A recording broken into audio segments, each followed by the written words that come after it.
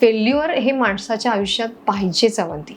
त्याच्याशिवाय तुम्हाला धडक बसत नाही, म्हणजे पुश मिळतच नाही. जर्मनीची माझी आयर्नमॅनची रेस होते, तिथे मी 60 किलोमीटरचा जो टर्न होता तिथे जोरात पडले होते. माझी सायकल वाकडी तिकडी झाली होती आणि मला समहाव ते मॅनेज नाही करता आलं, हँडल अँड ऑल. आणि कसं बसं केलं आणि मी 60 किलोमीटर क्रॉस करून पुढे आले, तर माझ्या पुढे गेट पडलं, म्हणजे कट ऑफ पडला. फक्त फ्रॅक्शन ऑफ सेकंदनी माझा तो गेट चुकला. म्हणजे असं वाटलं की पडलेच नसते तर मी ती रेस कम्प्लीट करू शकले. खूप रडले, खूप वाईट वाटलं की एवढा, म्हणजे म्हणतो ना 7 समुद्र पार करून आपण जर्मनीत गेलो आणि तिथं रेस कम्प्लीट नाही करू शकले, फिनिश नाही केले. म्हणजे म्हणतो ना लोक क्या कहेंगे. खूप विचार की अरे एवढं ट्रेनिंग केलं होतं हिनी आणि तिने जर नाही कम्प्लीट केलं, फिनिश नाही केलं, तर मग आपलं काय. म्हणजे एक बॅड मेसेज जातो लोकांकडे.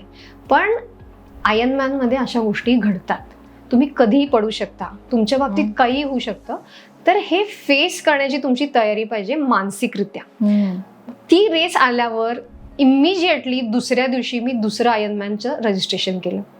विदिन 3 months मी आयर्नमॅन करून दाखवलं, मी ती फिनिश केलं.